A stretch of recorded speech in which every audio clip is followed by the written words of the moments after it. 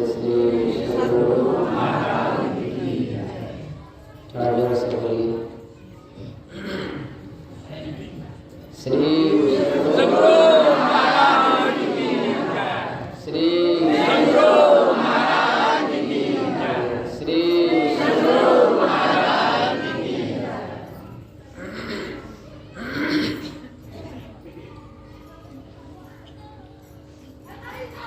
ज्ञानधूपं मनः पुष्पं पंचेन्द्रियहुताशनं क्षमाजपसमाधिश्च नमो देवनिरञ्जनम् अखण्डमण्डलाकारम्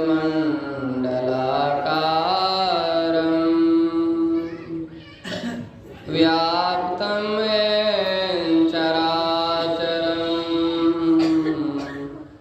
तत्पदं दर्शितं येन तस्मै श्री गुरुवे नमः। कण कण में सर्वत्र विराजमान परम आराध्य सद्गुरु महाराज के युगल पाद पद्मों में कोटि कोटि शरण व्यक्त रूप में हमारे ब्रह्मलाल बाबू, भोला बाबू, सत्संग में आए हुए सत्संग स्नेही बंधुओं, माताओं एवं धर्मशिला भक्तिमती बहनों, आप सबों को भी प्रणाम।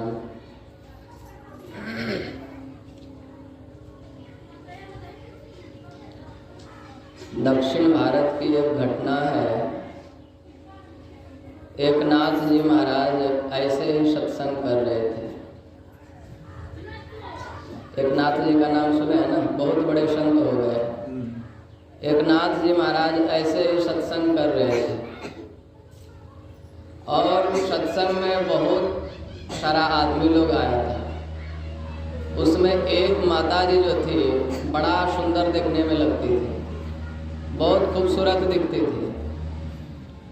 तो मन चले लड़का जो होता है बैठा हुआ था वह भी सत्संग में। अब महात्मा जी जो बैठे थे मंच पर, एकनाथ जी महाराज, और वह एकनाथ जी महाराज उसी को देख रहे थे जो सबसे सुंदर माता जी आई थी ना, उसी को मंच पर से बैठे बैठे बराबर उसी को देखते थे। तो मनचले लड़का जो था उसके मन में होता था कि महात्मा जी देखता है तो देखता है आखिर कहाँ, है कि नहीं। तो वह लड़का पता लगाया तो देखा कि महात्मा जी जो है इस सत्संग में जो सबसे सुंदर माता जी एक आई है उसी को देख रहे हैं। बराबर गौर से उसी को देखते थे एकनाथ जी महाराज। तो सत्संग करते करते सत्संग खत्म हुआ। सब कोई आए, एकनाथ जी महाराज को प्रणाम किए और वह माता जी जो सबसे सुंदर दिख रही थी वह भी आई। वह माता जी भी प्रणाम करती है। जैसे सब माता जी प्रणाम कर करके अपने घर को चली गई, उसी प्रकार वह माता जी भी प्रणाम की और चल बसी। तो लड़का लोगों के मन में हुआ ये कहाँ से आई है, कौन है, इसका पता लगाना चाहिए। वह मनचले लड़का जो था उसका पीछा पकड़ लिया। अब वह माता जी जहाँ जा रही उसके पीछे पीछे ये दो तीन लड़का भी जा रहा है। वह माता जी चलते चलते गोदावरी के किनारे पहुँची और गोदावरी में प्रवेश कर गई। नदी जो है उसमें प्रवेश करते करते धीरे धीरे पानी बढ़ते गया और पानी बढ़ते बढ़ते अंत में क्या हुआ, माता जी उसी में डूब गई। अब माता जी डूब गए तो लड़का लोग वहाँ पर खड़ा होकर इंतजार कर रहा है, उधर से निकलेगी माता जी, निकलेगी माता जी। वह घंटों इंतजार किया लड़का लोग। अब वह माता जी काहे के लिए निकलेगी, नहीं निकली। तो इन लोगों के मन में डर हो गया। वह माता जी उधर से सत्संग सुन करके आई और गोदावरी में घुसे और इसी में डूब करके मर गई। तो इन लोगों के मन में डर हुआ कि अब यहाँ ज़्यादा देर खड़ा रहेंगे हम लोग तो हम लोग पकड़ा जाएंगे, हम ही लोग फंस जाएंगे कि यही लोग जो है सो पानी में धकेल करके मार दिया है। वह लड़का लोग वहाँ से डर से भाग गया। 2 दिवस से सत्संग चल रहा था, तो दूसरे दिन पुनः क्या होता है, सत्संग प्रारंभ हुआ और वह लड़का जो है जो गया था पाछे पीछा करके, वह लड़का भी सत्संग में आया और सत्संग में आकर के वह लड़का सत्संग सुन रहा है। अब पुनः दूसरे दिन वह लड़का क्या देखता है, वह माताजी जो पानी में डूब करके मर गई थी, खत्म हो गई थी, वह माताजी पुनः दूसरे दिन सत्संग में आकर के बैठी थी। अब एकनाथ जी महाराज पुनः उसी को ताक रहे थे बराबर। सब कोई जब सत्संग खत्म हुआ, प्रणाम करके जाने लगे, तो वह माताजी भी पुनः आई एकनाथ जी महाराज के पास प्रणाम करने के लिए। जैसे एकनाथ जी महाराज को वह माताजी प्रणाम करती है, तो एकनाथ जी महाराज कहते हैं कि हे माँ, कल तुम्हें जाने में बड़ा कष्ट हुआ है, पापी आदमी लोग तुम्हें बहुत परेशान किया है जाने में। एक काम करो, तुम यहाँ हमको कोई स्थान बता दो, तुम जहाँ कहेगे सत्संग करने के लिए मैं वहीं पर जाकर के सत्संग करूँगा, ताकि तुम्हें कष्ट नहीं हो। तो वह माताजी कहती है कि दुनिया के पापी सारा जितना लोग है, वे लोग आते हैं पाप छोड़ने के लिए मेरे पास, और हम पाप छोड़ने के लिए कहाँ जाते हैं, संत के पास, है कि नहीं। तुकाराम जी महाराज संत थे, और वह सबसे सुंदर जो माताजी आती थी वह गोदावरी नदी से निकल करके आती थी, है कि नहीं। वह कौन थी, गोदावरी माता थी। तो वह एक तरह से देवता है कि नहीं।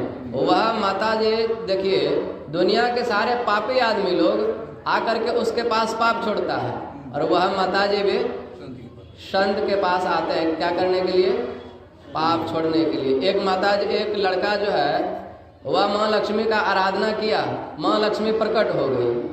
अब माँ लक्ष्मी जैसे प्रकट हुई तो वह लड़का क्या चमत्कार देखता है कि माँ लक्ष्मी का पैर भी काला है और उसका कपाड़ भी काला है। तो उनको आश्चर्य हुआ कि पूरा शरीर एकदम दिव्य सुंदर है और इसका पैर काला है और कपाड़ सिर्फ काला है, ये कैसी बात हो गई। वह लड़का पूछता है कि माँ, ये पैर और तुम्हारा माथा जो इतना काला क्यों है। तब वह माँ लक्ष्मी कहती है कि पापी आदमी आकर के मेरे चरणों में सिर टेकता है, मेरे चरणों में पाप छोड़ करके जाता है, और वही पाप को हम क्या करते हैं, संतों के चरणों में जाकर के माथा टेक करके जो है सो बुझाते हैं, ख़त्म करते हैं। इसके लिए वह पापी आदमी के पाप से जो है सो मेरा पैर काला हो गया है, और हम जो संतों के चरणों में अपना माथा टेकते हैं, सर टेकते हैं, सर नवाते हैं, उससे जो है सो मेरा पाप जो है सो कट जाता है। तो कहने का मतलब है सत्संग में जो है देवी देवता लोग भी आते हैं सत्संग सुनने के लिए। तो हम आप लोगों को कितना सचेत होकर के सत्संग सुनना चाहिए, बहुत सचेत होकर के सत्संग सुनना चाहिए। अब जिसकी बुद्धि खराब है, सोचने की खराब सोचने का अथी है, तो वह तो सोचेगा ही, है कि नहीं। अब वह एकनाथ जी महाराज सत्संग कर रहे थे, एकनाथ जी महाराज ताक रहे थे वह माता जी को, माता जी कितना सुंदर है कि नहीं। वह किसको ताक रहे थे वह तो नहीं समझ पाया, है कि नहीं। एकनाथ जी महाराज संत थे, पहुँचे हुए महापुरुष थे, उनको समझ में आ गया कि वह कौन है कि नहीं। इसके लिए एकनाथ जी महाराज जो है उसका भी दर्शन कर रहे थे। लेकिन मन चले लड़का जो है वह क्या सोच रहा था, अरे ये महात्मा जी देखो कौन लेडीज़ को ताक रही है, ताक रहा है कि नहीं। इसलिए सदैव अच्छा सोच रखना चाहिए। अभी हम आप लोग जो है बाहर का बच्चा लोगों का भगान दीजिए, जैसा एक बार डट गए तो गाँव ही खराब है।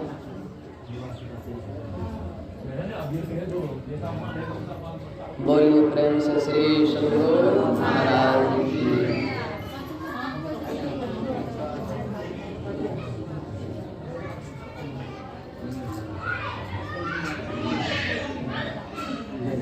अभी हम आप लोग पाठ में सुन रहे थे, काम क्रोध मद लोभ सब नाथ नरक कर पंथ, सब परिहरि रघुवीर हे भजहु भजई जय संत। अभी ब्रह्मलाल बाबू उससे पाठ किए हैं, वह शांति संदेश है ना, उससे पाठ किए क्या, ईश्वर हम आप लोगों को कैसे सबसे जल्दी मिले, लेकिन तुरंत कैसे मिले। परमात्मा जो है बहुत सारा प्रवचन सुना, पढ़ करके सुना दिए, समझ में आया क्या? कैसे ईश्वर जो है सो परमात्मा जो है सो वह जल्दी मिलेगा हम आप लोगों को, तुरंत कैसे मिल जाए, कैसे मिलेंगे?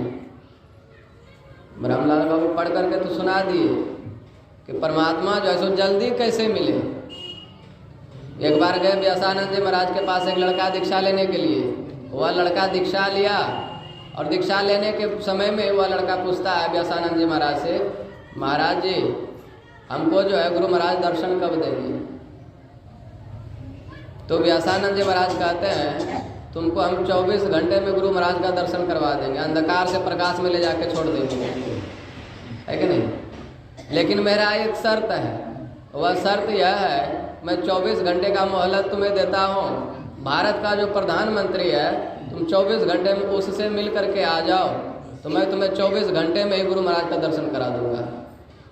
अब भारत का जो प्रधानमंत्री है 24 घंटे में उससे मिलना संभव है क्या? संभव नहीं है। तब व्यासानंद जी महाराज कहते हैं जब तुम ये छोटा मोटा प्रधानमंत्री सिर्फ भारत का ही, अन्य देश का नहीं है, तुम इससे 24 घंटे में नहीं मिल सकते हो, महीनों तुम्हें इंतजार करना पड़ेगा उसके लिए। वह तो पूरे विश्व का जो है सो प्रधानमंत्री है, पूरे विश्व का जो है सो मालिक है, तो उसको प्राप्त करना इतना सहज है क्या? इतना सहज नहीं है। और सहज भी है कि नहीं? ये सहज कैसे है? तो अभी हम लोग प्रवचन पाठ में सुन रहे थे, काम क्रोध मद लोभ सब नाथ नरक कर पंथ पर सब परिहरि रघुबीर ही भजहु भजहि जय संत। संत जैसे भजते हैं गुरु महाराज को, संत जैसे भजन करते हैं, उसके अनुकूल शायद हम लोग भजन करेंगे तो क्या होगा? मज्जन फल देखिए तत्काला अकाक होय पिक बको मरा, तत्काल फल देखने में आ जाएगा। जैसे संत भजते हैं वैसे भजेंगे। तब संत भजते कैसे हैं? गुरु पितु मातु बंधु पति देवा सब मोहि जाने करई दृढ़ सेवा। संत कैसे भजते हैं?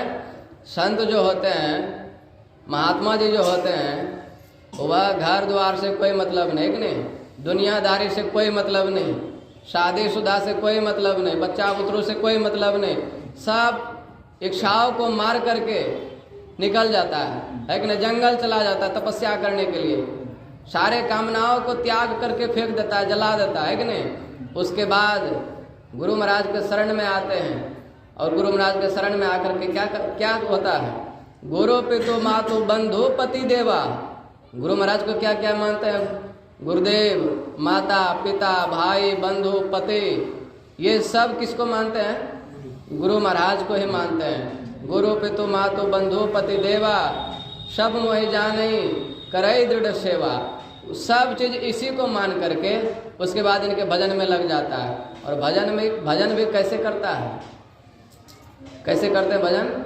मम गुण गावत पुलक शरीरा गद गद गिरा नयन बह नीरा। इनके याद में क्या होते हैं? बिल्कुल पागल हो जाते हैं।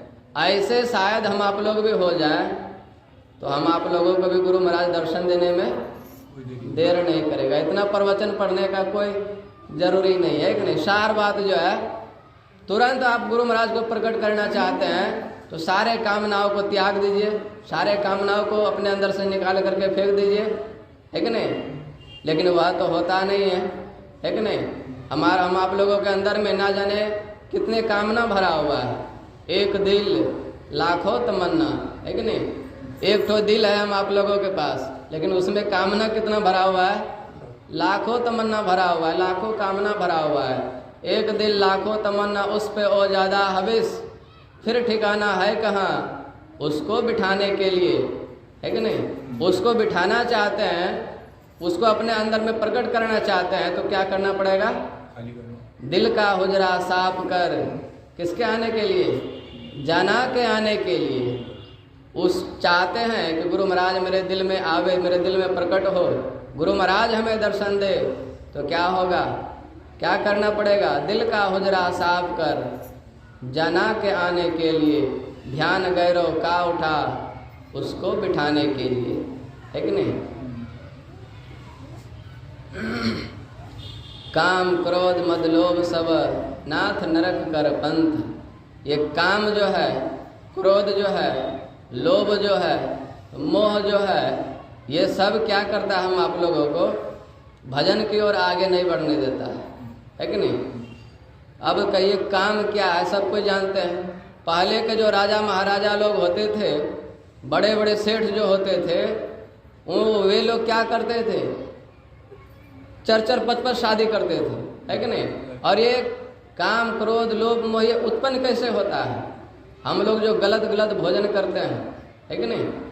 कहते हैं जैसा खाएंगे अन्न वैसा होगा आपका मन। भोजन आप लोगों को हम बताए थे 3 तरह का होता है। एक सात्विक भोजन होता है, एक राजसी भोजन होता है और एक तामसी भोजन होता है। सात्विक भोजन एकदम सादा, है कि नहीं, एकदम हल्दी मसाले ये सब एकदम बिल्कुल नाम के लिए सिर्फ। ऐसा भोजन आप ग्रहण करेंगे तो आपका मन जो है सो बिल्कुल पवित्र रहेगा। आपके मन में क्या होगा? काम क्रोध लोभ मोह ईर्ष्या द्वेष घृणा ये सब जो खटविकार जो है उत्पन्न नहीं होगा। और हम आप लोग राजसी भोजन अगर यदि ग्रहण करेंगे क्या होगा? राजसी भोजन क्या है? राजसी भोजन वह है कि हमारे तेल में फ्राई कर करके हल्दी मसाला पूरा डाल डाल करके एकदम से उसके बाद बनाते हैं, उसके बाद उसको ग्रहण करते हैं। तो ये भोजन पहले राजा लोग करते थे, है कि नहीं। और वह राजा लोग ऐसा ऐसा भोजन करता था, काम सताता था। उसके बाद उन लोगों को क्या होता था, कई शादियां करता था वो लोग, है कि नहीं। तो ऐसा भोजन हम आप लोगों को नहीं करना चाहिए। सात्विक भोजन कीजिए। और राजसी भोजन ये हुआ, और एक होता है तामसी भोजन। तामसी भोजन का मतलब क्या हो? जो मांस मछली खाते हैं, अंडा शराब दारू ताड़ी पीते खाते हैं, है कि नहीं, वो क्या है? तामसी भोजन है। और तामसी भोजन जो ग्रहण करता है वह सदैव सदैव जो है विनाश की ओर ही जाता है। इसके लिए ये मांस मछली अंडा शराब ये सब जो है हम आप लोगों को ग्रहण नहीं करना चाहिए। इतना जो है उत्तम शरीर हम आप लोगों को मिला है। कहते हैं इस धरती पर इस मानव शरीर के जैसा उत्तम शरीर और जो है दूसरा कोई है ही नहीं। इतना उत्तम शरीर हम आप लोगों को ईश्वर ने कृपा करके दिया है। और इतना उत्तम शरीर पा करके इसमें जो है सो कितना गंदा चीज डाल रहे हैं, मछली, है कि नहीं। एक बार गरुड़ जी को क्या हुआ, भ्रम हो गया। भ्रम ये हो गया कि ब्रह्मा जी ने इस सृष्टि में सबसे नीच प्राणी हमको ही बनाया है। गरुड़ को भ्रम हो गया। वह गरुड़ जो है सो गया कहाँ? ब्रह्मा जी के पास। और जा करके ब्रह्मा जी से डायरेक्ट कहता है वह गरुड़ कि प्रभु आपने पूरे सृष्टि में सबसे नीच प्राणी हमको ही क्यों बनाए? आखिर ऐसा क्या अपराध हमसे हो गया था? तो भगवान ब्रह्मा जी कहते हैं नहीं नहीं, तुमसे भी कोई नीच प्राणी है, ये भ्रम में तुम मत पड़ो कि तुम ही सबसे नीच प्राणी हो। तो वह गरुड़ कहता है नहीं प्रभु जी, मैं ये बात नहीं मान सकता हूँ कि हमसे भी कोई नीच प्राणी है। तब ब्रह्मा जी जो है उसका भ्रम दूर करने के लिए कहते हैं कि तुमको विश्वास नहीं होता है तो चलो पृथ्वी लोक। उसको लेकर के आया पृथ्वी लोक। एक सरोवर के किनारे गया और वहाँ पर एक डाल था, वृक्ष था। उस वृक्ष का जो डाल था वह एक नदी के और पानी की ओर जो है सो निकला हुआ था। भगवान ब्रह्मा जी कहते हैं कि जाओ तुम उस डाल पर जा कर के बैठो और वहाँ से तुम विष्ठा करो।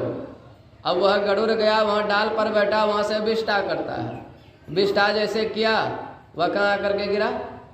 पानी में आकर के गिरा। और पानी में जैसे उसका विष्ठा गिरा गरुड़ का, पानी में जो मछलियाँ थी वह मछली एकदम बड़ा चाव से खाने लगी टपाटप, है कि नहीं। तो वह खाने जो लगी मछली, उसके बाद ब्रह्मा जी पूछते हैं अब बताओ गरुड़, तुमसे ज़्यादा नीच प्राणी कोई है इस पृथ्वी पर? तब वह गरुड़ कहता हाँ प्रभु, अब हमको विश्वास हो गया कि हमसे भी नीच प्राणी कोई है इस पृथ्वी पर।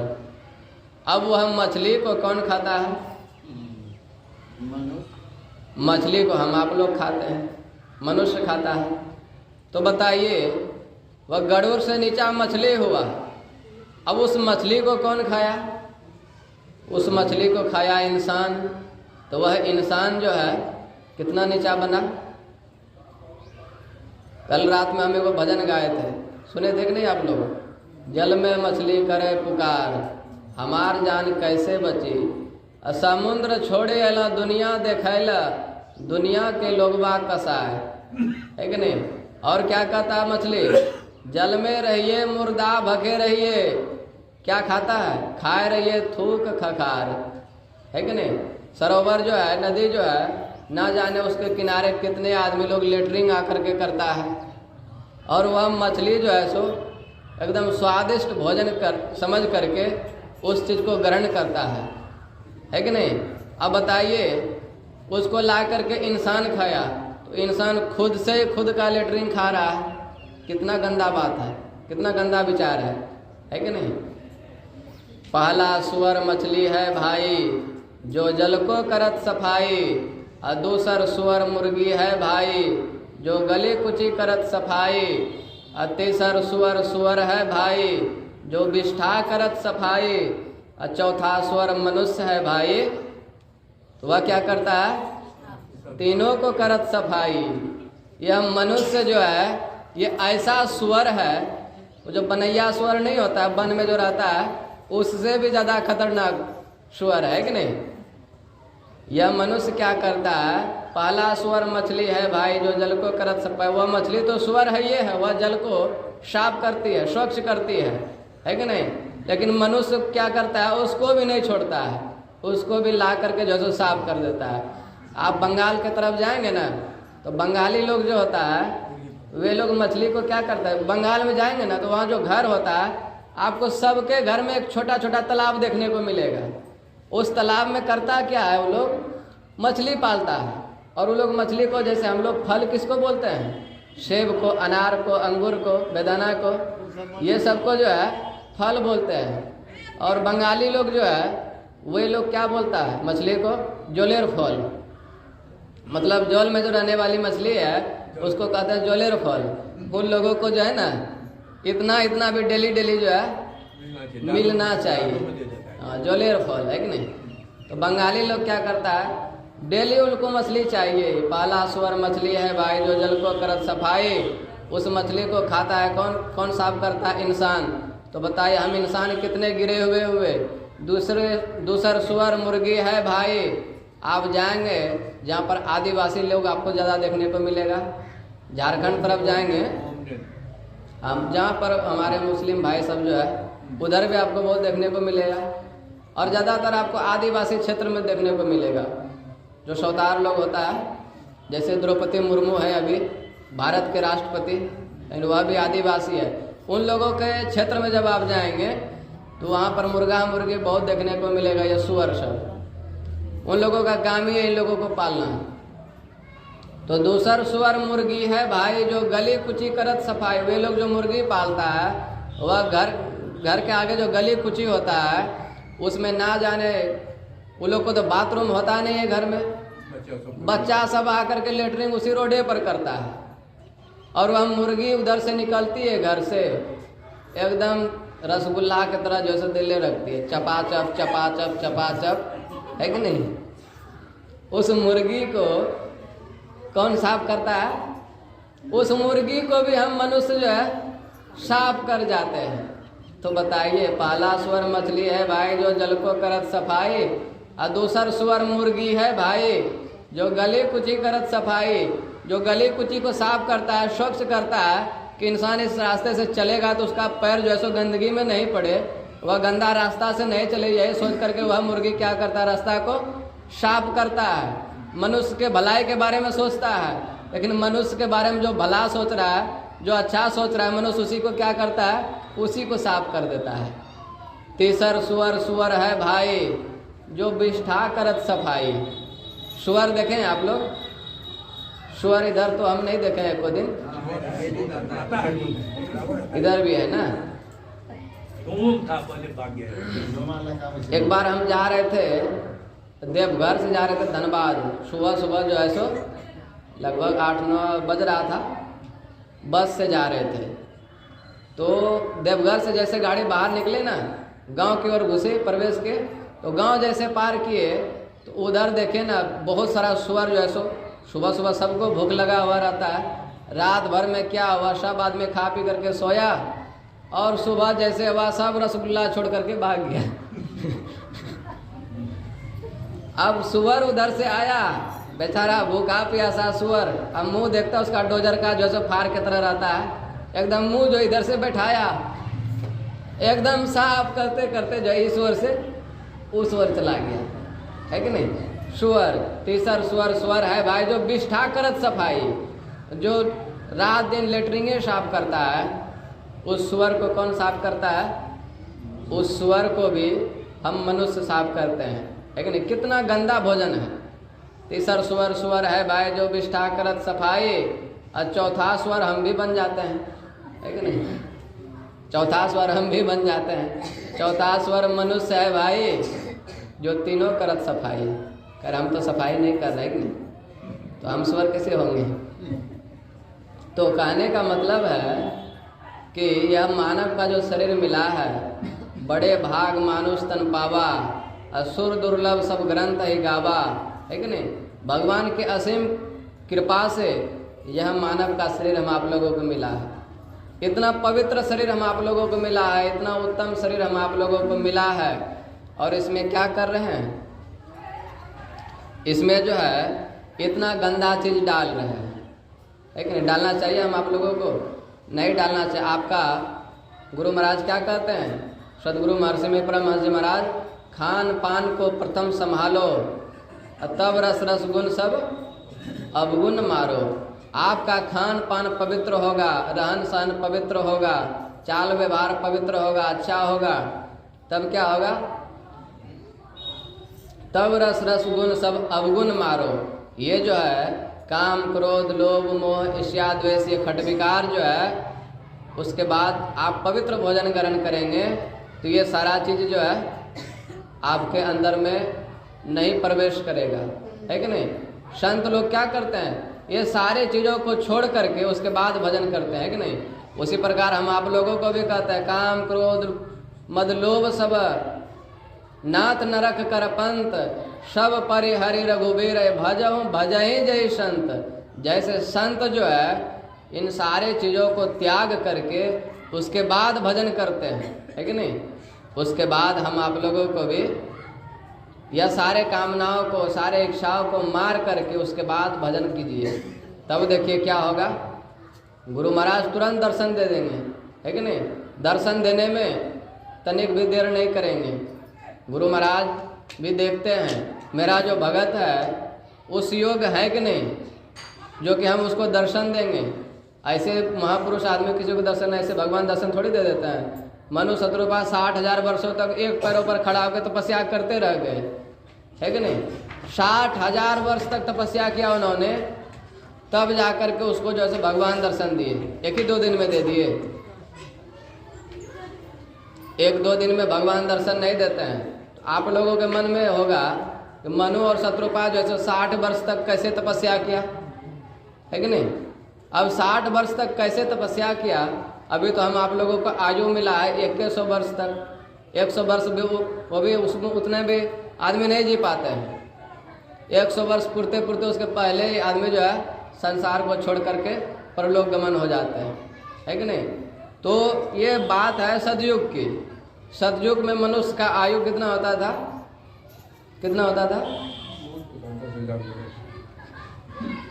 सतयुग में मनुष्य का आयु जो है 1 लाख वर्ष होता था। 1 लाख वर्ष तक जो है सो इंसान जीवित रहता था। और वही इंसान जब त्रेता में प्रवेश किया तो 1 लाख में 1 जीरो हटा दीजिए, तब कितना बचेगा? 10,00,000 बचेगा। तो त्रेता में आकर के उसका आयु 10,000 बन गया। और वही मानव जब द्वापर में प्रवेश किया तो द्वापर में आकर के क्या हुआ? उसका 1 शून्य और घटा दीजिए, तो 10,000 में 1 शून्य हटा दिए तो कितना बचा? 1,000 बचा, है कि नहीं। द्वापर में आकर के उसका आयु 1,000 बच गया। और वही मानव जब कलयुग में आया तो उसका आयु कितना हो गया? 1,000 में 1 शून्य और घटा दीजिए, एकदम सीधा हिसाब, है कि नहीं। 100 बच गया। तो कलयुग में आकर के इंसान का आयु 100 वर्ष बचा। उसमें भी अब इंसान जो है 100 वर्ष तक जीवित नहीं रह पाता है। और सतयुग में इंसान का लंबा कितना होता था जानते हैं? लंबा जो है कितना होता था? सतयुग में मनुष्य का लंबाई जो है 28 हाथ होता था।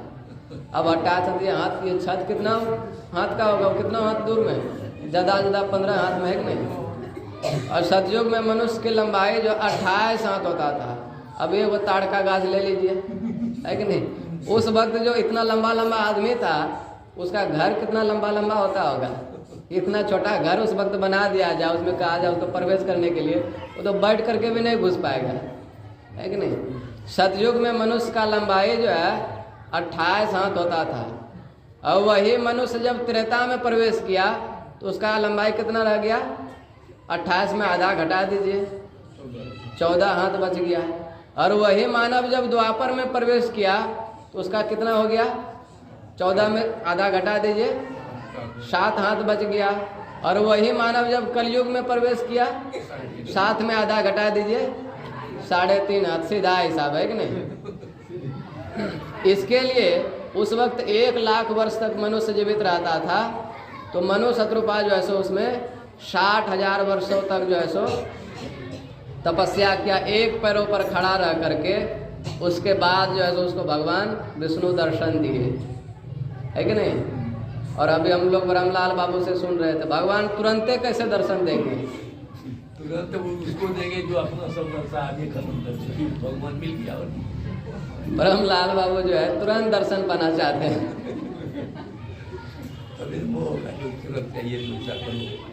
खैर उस प्रकार आप बन जाएंगे तो भगवान तुरंत भी दर्शन दे सकते हैं। स्वामी विवेकानंद जी महाराज का उपदेश है, आप इसी जन्म में अपना कल्याण पाना चाहते हैं, अपना उद्धार पाना चाहते हैं, तो क्या करना पड़ेगा, कई जन्मों का कर्म आपको जो है इसी जन्म में करना पड़ेगा।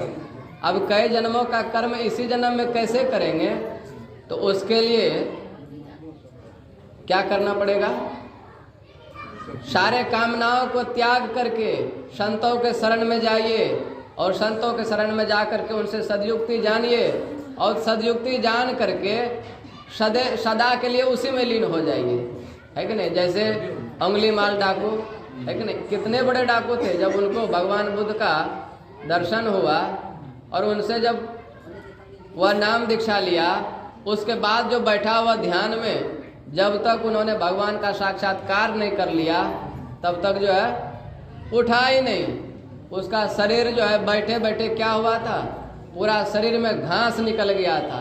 ये जो आंख देख रहे हैं, नाक देख रहे हैं, कान देख रहे हैं, कुछ नहीं दिखता था, बिल्कुल सब में घास निकल गया था। इतने दिनों तक बैठा ही रह गया, भगवान का साक्षात्कार हो गया, उसके बाद जो है सो वह उठा। उसी प्रकार हम आप लोग भी तुरंत दर्शन पाना चाहते हैं तो सारे कामनाओं को त्यागिए, है कि नहीं, सारे इच्छाओं को जला करके राख कर दीजिए। ये जो एक दिल लाखों तमन्ना, ये जो लाखों तमन्ना भरा पड़ा हुआ है कि बच्चा पुत्रों को पढ़ाएंगे, लिखाएंगे, शादी विवाह कराएंगे, घर द्वार बनाएंगे, है कि नहीं। जैसे कुछ भगवान त्याग किए थे वैसा कर ले। भगवान बुद्ध देखिए कितने बड़े राजा के संतान थे। भगवान बुद्ध को, उनके पिताजी का नाम क्या था, शुद्धोधन। वह जो है भगवान बुद्ध के लिए क्या किए थे, जैसे ये आश्रम देख रहे हैं, चारों साइड बाउंड्री वाल घेरा हुआ है, उसी प्रकार भगवान बुद्ध के लिए एक बहुत बड़ा महल बनवाया था, बहुत बड़ा महल बनवाया था। और उस महल में एकदम सुंदर सुंदर सारा चीज, वो भी मुरझाया हुआ नहीं, बिल्कुल जवान जवान सब चीज, है कि नहीं, ताकि भगवान बुद्ध किसी को देखे तो उनको यह एहसास नहीं हो कि हम भी बूढ़ा होंगे, हम भी मरेंगे। ऐसा व्यवस्था किया गया था उसके लिए। और उसमें एकदम से एक दासियां, एक से एक दास उसके पीछे लगा हुआ रहता था सेवा करने के लिए, है कि नहीं। कोई भी दास दासियां थोड़ा सा भी उम्र में झुलस जाता था, उम्र उसका घट जाता था, उसका जो पिताजी था राजा शुद्धोधन, उसको तुरंत जो है वहाँ से निकाल देता था, वहाँ पे तुरंत जवान आदमी को तैनात करता था, ताकि भगवान बुद्ध को यह एहसास नहीं हो कि मेरा भी उम्र घटेगा, हम भी बूढ़ा हो जाएंगे, हम भी एक दिन मर जाएंगे। सारा चीज का वहाँ पर व्यवस्था कर दिया गया था। लेकिन भगवान बुद्ध क्या किए, एक दिन क्या हुआ, रात में अपना लिया सारथी को, रथ निकलवाया, और रात में सब जब सो गया तो गेट से धीरे धीरे निकल पड़ा। और जैसे गेट से निकला कुछ दूर ही चला तो वह सबसे पहले क्या देखता है, एक बहुत बूढ़ा आदमी है कि नहीं। तो भगवान बुद्ध का जैसे दृष्टि उसके ऊपर पड़ा तो भगवान बुद्ध जो अपना सारथी से पूछते हैं ये कौन है जी। उसका सारथी कहता है ये वृद्ध आदमी है। भगवान बुद्ध के अंदर में थोड़ा सा वैराग उत्पन्न हुआ, ये वृद्ध आदमी है। भगवान बुद्ध कहते हैं तब तो हम भी एक दिन वृद्ध हो जाएंगे। तो उसका सारथी कहता है प्रभु इस पृथ्वी पर जो भी आया सबको एक दिन वृद्ध होना पड़ता है, तो आप किस खेत के मूली हैं, आपको भी होना पड़ेगा। उसके अंदर में वैराग उत्पन्न हुआ ये सुन करके। वहाँ से रथ और आगे बढ़वाया तो क्या देखता है, एक आदमी जो है बहुत बीमार पड़ा हुआ है, बहुत बीमार पड़ा हुआ उसको एक आदमी दिखाई दिया। तो भगवान बुद्ध जो है पूछते हैं किससे, वह सारथी से कि बताओ जी यह क्या, इसको क्या हुआ है। तो उसका सारथी बताता है कि प्रभु यह आदमी जो है बीमार पड़ा हुआ है, इसका तबीयत खराब हो गया, तबीयत बिगड़ गया है। भगवान बुद्ध कहते हैं तब तो मेरा भी तबीयत जो है एक ना एक दिन बिगड़ जाएगा, मैं भी बीमार पड़ जाऊंगा। उसका सारथी कहता है हाँ प्रभु आप भी एक ना एक दिन जो है बीमार पड़ेंगे, इसमें कोई संदेह नहीं है। ये सोच करके उनके मन अंदर में और वैराग उत्पन्न हुआ। वहाँ से रथ आगे की ओर बढ़ाया। आगे जब और बढ़ा तो आगे चल करके क्या देखता है, एक आदमी जो है सो मरा हुआ है। जब मरा हुआ इंसान को देखा तो भगवान बुद्ध पुनः पूछते हैं अपना सारथी से कि इसको यहाँ पर क्या हुआ है। उसका सारथी कहता है प्रभु यहाँ पर आदमी मर गया है। जैसे भगवान बुद्ध ने सुना कि यहाँ पर आदमी मर गया है तो भगवान बुद्ध के मन में क्या होता है, और वैराग जो है सो उत्पन्न होता है। भगवान बुद्ध पूछते हैं सारथी से तब तो हमको भी एक दिन जो है सो मरना पड़ेगा, मैं भी इस संसार से एक न एक दिन चला जाऊंगा। उसके अंदर में वैराग एकदम से उमड़ते जा रहा है।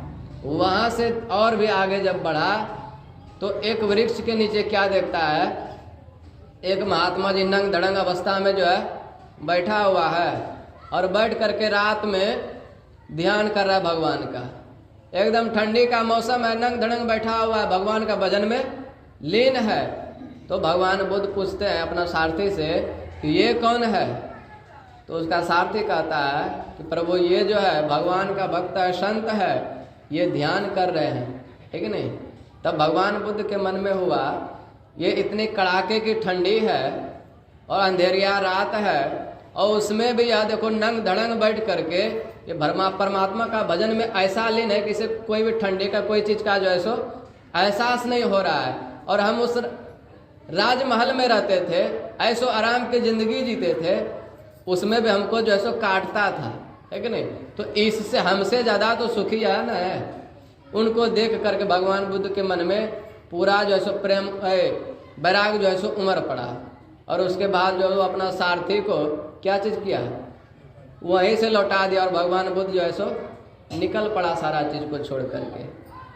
सारे चीजों को छोड़ करके भगवान बुद्ध जो है सो इतने बड़े राजा के पुत्र थे, पत्नी को त्याग दिया, पुत्र को त्याग दिया, सब चीज को त्याग दिया। उसका भी पुत्र छोटा सा ही था, क्या नाम था, राहुल। वह बच्चा को, पत्नी को, माता पिता को, सब चीज को, राजपाट को त्याग करके निकल गया। इतने सारे चीजों का उन्होंने त्याग किया, परित्याग किया। उसके बाद जाकर के संतों के शरण में गया, संतों से सदयुक्ति जान करके साधन भजन किया, तब जाकर के क्या हुआ, भगवान का साक्षात्कार कर पाया। और भगवान बुद्ध को क्या एक ही जन्म में जो है सो भगवान का साक्षात्कार हो गया। भगवान बुद्ध लिख दिए मुझे इस बुद्धत्व को प्राप्ति करने में 550 जन्म लगा, 549 बार इस धरती पर जो है सो जन्म लिया और 549 बार इस धरती पर से मर करके गया। उसके बाद जब 50वां बार उसका जन्म हुआ इस पृथ्वी पर, तब जाकर के उसका जो है सो उद्धार हुआ। तो कहिएगा कि मेरा एक ही जन्म में उद्धार हो जाए, तो ये संभव नहीं है। आपका वैसा कुछ पूर्व जन्म का कमाई होगा तो हो भी सकता है। गुरु महाराज जो है सदगुरु महर्षि में परमहंस जी महाराज, ये तो अपने बारे में नहीं लिखे, हमको इतने जन्म तक लगा, है कि नहीं, लेकिन फिर भी पदावली में दे दिए हैं, युग युगान चौखानी में भ्रमी भ्रमी दुख भोगी। लेकिन युगों युगों से कष्ट भोगते हुए आ रहे थे, है कि नहीं। कष्ट भोगते भोगते इस जन्म में क्या हुआ, अपने आप को सारे कष्टों से छुड़ा करके परमात्मा में मिल करके क्या हुए, परमात्मा ही हो गए। तो खान पान को प्रथम संभालो, तब रस रस गुण सब अवगुण मारो। हम आप लोग जो है खान पान पवित्र कीजिए, है कि नहीं, रहन सहन पवित्र कीजिए, चाल व्यवहार पवित्र कीजिए, है कि नहीं। मुंह से कटु वचन जो है सो किसी को नहीं कहिए, है कि नहीं। देखिए संतान कैसे खराब होता है, माँ बाप अगर यदि खराब है उसका संतान भी जो है खराब होगा ही। कहते हैं जैसे धोती वैसा फेटा, और जैसन बाप वैसन बेटा, और जैसी तवा वैसी रोटी, और जैसन माँ वैसन बेटी, है कि नहीं। तो जैसे माँ होती है वैसी बेटी होती है, जैसन बाप होता है वैसन बेटा भी होता है। इसके लिए माँ बाप को पहले पवित्र होना पड़ेगा, है कि नहीं। माँ बाप को शिक्षित होना पड़ेगा। लेकिन होता क्या है, हम आप लोग जो है गृहस्थी रूपी गाड़ी को कैसे चलाना चाहिए वह चलाने के लिए गाड़ी सीखवे नहीं किए हैं, और शादी विवाह कर लिए, संतान उत्पन्न कर लिए, है कि नहीं। तो इससे क्या होता है, अब कोई आदमी नया नया गाड़ी ले और वह चलाने के लिए जानता ही नहीं है, और उधर से वह आए चलाते चलाते तो क्या होगा, रास्ते में एक्सीडेंट करेगा कि नहीं। उसमें कोई शक नहीं, एक्सीडेंट वह करेगा ही। उसी प्रकार जो गृहस्थी रूपी गाड़ी चलाने के लिए अभी नहीं सीखे हैं और शादी विवाह कर लिए, संतान को उत्पन्न कर लिए, तो उसका क्या होता है, उसका तो जिंदगी खराब होता है। उसके साथ साथ उसका जो बच्चा, उसका जो संतान है, उसका जो पुत्र है, उसकी जो पुत्री है, सबका जिंदगी जो है सो उसके कारण खराब होते चला जाता है कि नहीं। संतान को उत्पन्न करके उसको पढ़ाई लिखाई नहीं, अच्छा शिक्षा नहीं दिए, अच्छा जो है सो संस्कार नहीं दिए, तो क्या होगा, आपका संतान जो है सो खराब बनेगा ही। और चाहेंगे उससे हमको बुढ़ापे में सुख मिले, कभी सुख मिलेगा क्या, कभी नहीं मिल सकता है। मेरे पास एक किताब है नीति सार, उसमें लिखा हुआ है माता शत्रु पिता बैरी, ये न बालो न पाठित न शोभते सभा मध्य हंस मध्य वको यथा।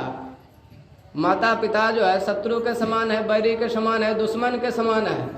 कौन माँ बाप, जो माँ बाप शादी किया, शादी करके उन्होंने संतान को इस पृथ्वी पर जन्म दिया, और उस संतान को जन्म दे करके पढ़ाया लिखाया नहीं, अच्छा संस्कार नहीं दिया, अच्छा शिक्षा नहीं दिया, उसको इस संसार में कैसे जीना चाहिए, किसके साथ कैसे व्यवहार करना चाहिए, कैसे रहना चाहिए, ये सारी शिक्षाएं अगर यदि उसको नहीं दिया, तो शास्त्र कहता है वैसे माँ बाप का परित्याग कर देने से कोई पाप नहीं लगता है। वैसे माँ बाप को तत्क्षण जो है सो त्याग करके निकल जाना चाहिए, छोड़ छाड़ देना चाहिए उस माँ बाप को। उस माँ बाप को छोड़ने में कोई पाप नहीं है, कभी भी उस माँ बाप को आप छोड़ सकते हैं, ऐसा शास्त्र कहता है कि नहीं। तो इसलिए हम आप लोग शिक्षित बनिए। हम आप लोग शिक्षित बन जाएंगे तो हम लोगों का जो आने वाला पीढ़ी है उससे क्या होगा, वह भी शिक्षित होगा। उसके बाद वह शिक्षित हो, ऐसे कर्म से जितना पीढ़ी आते चला जाएगा सब कोई शिक्षित होते जाएगा, है कि नहीं, सबको ज्ञान होते जाएगा। तो कहने सुनने की बातें बहुत है। जो तुम चाहो इसी जन्म में भवसागर से तरना, तो क्या करना पड़ेगा, जो तुम चाहो इसी जन्म में भवसागर से तरना, तो करना क्या पड़ेगा, सत्संग सेवा सुमिरन बंदे सदा ही करते रहना। तो हम आप लोग भी जो है सत्संग ध्यान नित्य प्रति सत्संग कर ले प्यारा, तेरा कार्य सरे सारा। तो सत्संग करते रहिए।